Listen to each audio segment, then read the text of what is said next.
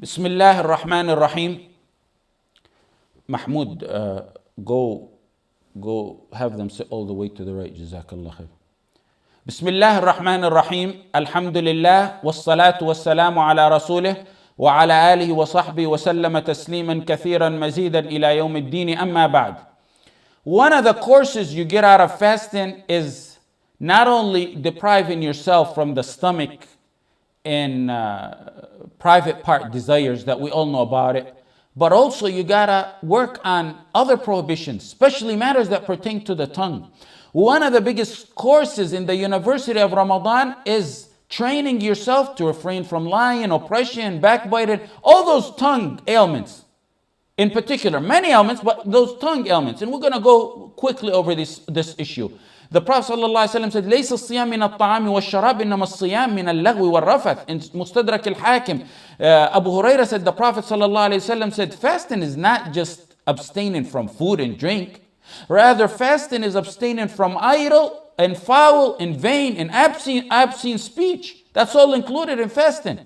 You all know the hadith. If someone curses you or treats you in an improper manner or ignorant or foolish manner, you say, Allah, inni sa'im, inni sa'im.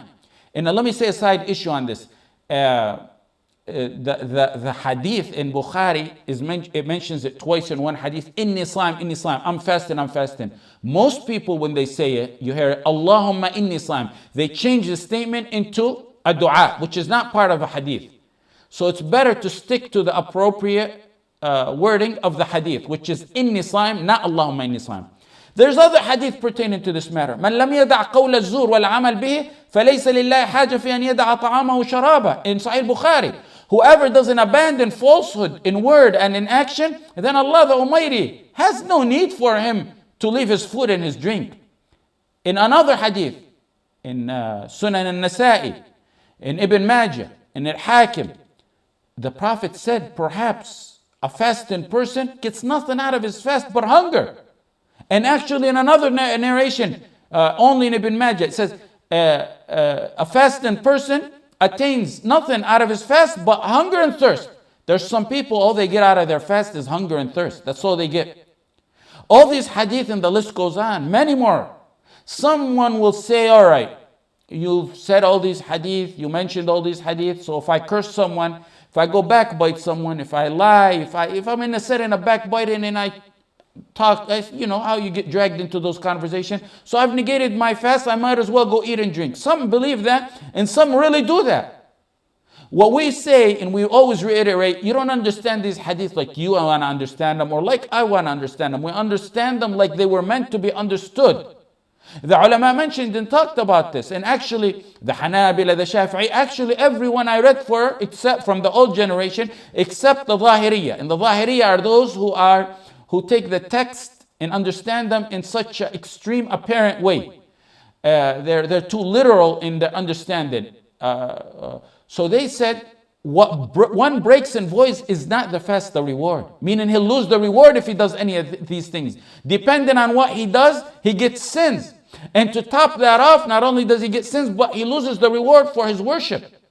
In fact, according to whatever it is he did, Imam Ahmad ibn Hanbal in his Furu' said, if gossip and backbiting were to break fast, none of us would have a fast. So evil saying, lying, backbiting, gossip, that's all prohibited throughout the year. Why is it emphasized more so in Ramadan when one is fasting? Because you're doing something contrary to the wisdom and purpose of the worship you're engaged in. You're in a pure worship. You're trying to purify yourself. You're doing something that defeats the purpose.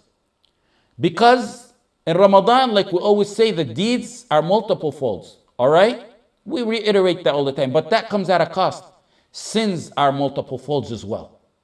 Because on an ordinary day for gossip and backbiting, you get sins for that. In Ramadan, it's deeper. You get more sins for that because of the holy days. And then not only that, but you get stripped of the reward of that hard work you're doing, the qiyam and salah and ibadah. Do you understand why? Now someone says, I lied, I ruined my fast, I'm not getting reward out of it. Might as well eat and drink. Then what happened is you got the sins, for whatever you did. You lost the reward of the ibadah, and now you want to top that off by a super major sin, avoiding your actual fast. The point of these ahadith is to recruit you, to tell you you got a lot of deeds and a lot of hard work you're going to lose if you continue to do this type of sin. You got a lot at stake. This is a boot camp to straighten me and you up, to straighten us up for the rest of the year and then for the rest of our lives. Some of the Salaf said the easiest part of fasting is leaving your food and your water. Wallahi, that's true. The beauty of fasting is it's a worship that continues on throughout the day. From pre-dawn until sunset. It's a continuous ibadah, meaning you get reward even while you're sleeping. It's an ongoing ibadah. Until you backbite someone. Then the ibadah stops. Meaning the reward stops. Jabir said, if you fast, let your hearing fast. Let your tongue fast from lying. Let your limbs fast. Don't harm neighbors. Everything's got to fast. False speech in these hadith that we mentioned includes all kind of speech. Lying, backbiting. Each one of these is a topic to talk about for many halaqat. Slandering, insulting, cursing, false testimony, accusing believers. All that. Everything wrong that the tongue does is foolish. Talk. Even yelling. Even yelling shouldn't be something done in Ramadan. The tongue is a small muscle, but a deeply dangerous one. That's why the Prophet ﷺ told us that one of the major matters that causes people entry to Jahannam is that tongue. Tongue is a killer. It's a ruiner and a destroyer. It could be a word that you say that attains the wrath of Allah and puts one 70 years into hell. One word. May Allah save you from that. And it could be that muscle that you use, that you utter one word in it, that makes you among the most successful. Umar said, I walked in on Abu Bakr as-Siddiq radiallahu anhu one time while he was holding his tongue. He had his tongue in his hand. He's saying, this destroyed me. My tongue destroyed me. Abu Bakr? What are you talking about, Abu Bakr? Your tongue destroyed you? How did your tongue destroy you? The tongue that has done nothing but exert all its efforts in support of the Prophet Muhammad sallallahu alaihi wasallam. You, Abu Bakr, you say your tongue destroyed you when you're going to be called by every single one of the 8 gates of Jannah?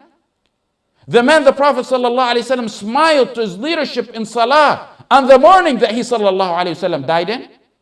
The best man after the prophets,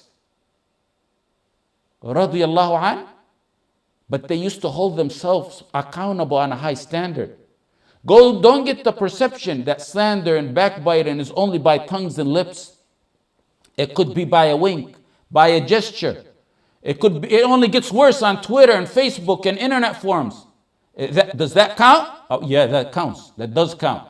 But I was disguised behind the screen name. Nobody knew. أَلَمْ يَعْلَمْ بِأَنَّ اللَّهَ يَرَى أَلَمْ يَعْلَمْ بِأَنَّ اللَّهَ يَرَى Haven't you read the Quran?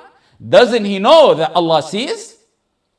يَوْمَئِذٍ تُعْرَضُونَ لَا تَخْفَى مِنْكُمْ خَافِيَةٌ It's going to be a day when you shall be exposed to view. يَوْمَئِذٍ تُعْرَضُونَ لَا تَخْفَى مِنْكُمْ خَافِيَةٌ On the day that you shall be exposed to view, no secrets. Now you can keep it a secret. No secret of yours will remain hidden on that day. سَتُكْتَبُ شَهَادَتُهُمْ وَيُسْأَلُونَ The testimony will be recorded. They will be questioned. There's no difference between tongue and gesture and slander and Twitter and all that. You'll be held accountable for. Ramadan came to let this awareness and fear of Allah surface in our hearts. Try it from now. It's not late. Yes, there's some days left in Ramadan, but it's never too late. Try it from now until the end of Ramadan and see. Every night when you go, before you go to sleep, do the checks and balances on your activities, on the activities of your tongue for that day. If you lied, if you mocked, if you slandered, if you cursed, if you backbit someone, if you said derogatory words, set aside $5, $20, whatever you can do, set it aside for each time you made a mistake. After a week or by the end of Ramadan, you'll see you washed your tongue out. You washed your tongue out. If you continue from now until the end of Ramadan with that method, you will continue bi-idhnillah ta'ala for the rest of your life. You'll see a difference in yourself. We're not expecting you to be an angel. But when you stumble, you jump up with a repentance, with a tawbah, and continue on the right path. This is to instill in you, Ramadan, God consciousness, taqwa, mindfulness of Allah, piety, that's taqwa. A strong imanic immune system that you fear Allah in every word you say. That's taqwa. I want you to imagine if someone knows his boss or his co-worker told them the boss installed some secret cameras, or the government, a lot of people know that the government has their cars and phones and houses tapped and they got cameras by their house. A lot of people know that. So they're watching their every exact word. He never forgets that. Does he ever forget there's a wiretap or that his boss installed a hidden camera? He never forgets that. He never forgets that. He's always on alert and he knows it. It's in his subconsciousness that he knows. How do we forget رقيب عتيد? ما يلفظ من قول إلا لديه رقيب عتيد. Not a word that one utters, except there's a watcher by him to record it. رقيب عتيد. Every word, every portion of a word is registered. Don't say like some people say, what I talked about him, I got it off my chest. No. Keep it in your chest. Keeping it in your chest, whatever you want to say, is better than having it on your registry before Allah on the judgment day. We Muslims have different ways of thinking. Ibn Mas'ud said, I don't know anything more worthy of a long prison sentence than my tongue. That's the only thing I know that is worthy of going to prison. One time Umar in Sulh al-Hudaybiyah, he said a few words that he deemed were out of line. The words, he was attempting to convince the Prophet ﷺ to change his mind so he can fight Quraysh. The Prophet wasn't ordered at that time to fight Quraysh. Umar said something, he wanted to change the Prophet ﷺ's mind. The purpose Umar was saying it, he wanted to die for the sake of Allah. He deemed it inappropriate. Later on, years and years, he said, as he got older, he said, after that, I did so much deeds in repentance and kept, and I still do, ask Allah to forgive me from that which I said.